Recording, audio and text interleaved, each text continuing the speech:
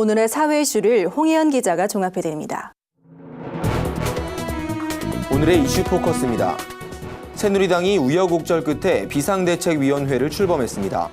지난 6일 서창원 의원 등 친박계의 저지로 회의가 무산된 지 사흘 만에 결국 지도부의 뜻이 관철된 겁니다.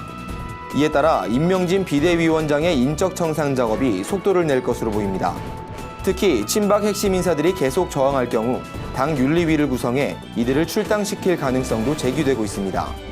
이에 대해 친박계는 이날 비대위 구성에 강력히 반발하며 회의 정족수를 채우는 과정에 절차적 문제가 있었다고 주장할 계획인 것으로 알려졌습니다.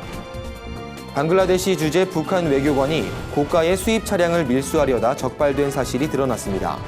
방글라데시 세관은 지난해 8월 추방당한 북한 외교관은 관세를 내지 않고 수입차를 몰래 들여와 판매하려 했었다며 해당 차량은 롤스로이스 고스트 모델이라고 밝혔습니다.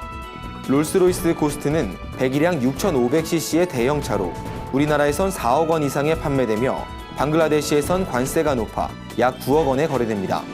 뿐만 아니라 북한 외교관은 외국산 담배 8만여 갑과 삼성전자 TV 등 5억 원가량의 물품도 함께 밀수하려 했던 것으로 알려졌습니다. 전 세계 곳곳에서 테러가 끊이질 않고 있습니다. 이집트 시나이 반도에서 현지 시간으로 9일 괴한들의 공격으로 경찰을 포함해 최소 9명이 사망했습니다. 시나이 반도 검문소 근처에서 갑자기 트럭 한 대가 폭발했고 동시에 무장괴한이 나타나 주변 사람들에게 총탄 세례를 퍼부은 건데요. 이번 테러로 인명피해뿐만 아니라 3층짜리 경찰 시설도 파괴됐습니다. 이집트 당국은 이번 테러를 이슬람 무장단체 IS의 소행으로 추정하고 조사에 나서고 있습니다. 지난해 임금 체불 규모가 1조 4,286억 원인 것으로 나타났습니다. 이는 전년보다 10%가량 증가한 수준으로 역대 최대 규모입니다. 임금을 못 받은 근로자는 32만 5천 명에 달했습니다. 이에 따라 정부는 임금 체불과의 전쟁을 선포하고 집중 단속에 나서기로 했습니다. 재산을 숨기고 악의적으로 임금을 안 주거나 상습적으로 체불하는 사업주에 대해선 처벌을 강화하기로 했습니다. 전문가들은 그러나 경기 침체가 지속되는 데다 구조조정의 여파도 갈수록 심해지고 있어 임금 체불이 더 늘어날 가능성이 크다고 입을 모았습니다. 새해 들어 공공요금이 오른단 말에 걱정하신 분들 많을 텐데요.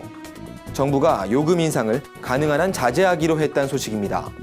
기획재정부는 공공기관 경영을 안정시켜 요금을 동결하기로 했다며 되도록 안정적으로 관리할 것이라고 밝혔습니다. 이 같은 방침은 일부 농축산물의 물가가 천정부지로 솟고 있기 때문인 것으로 보입니다.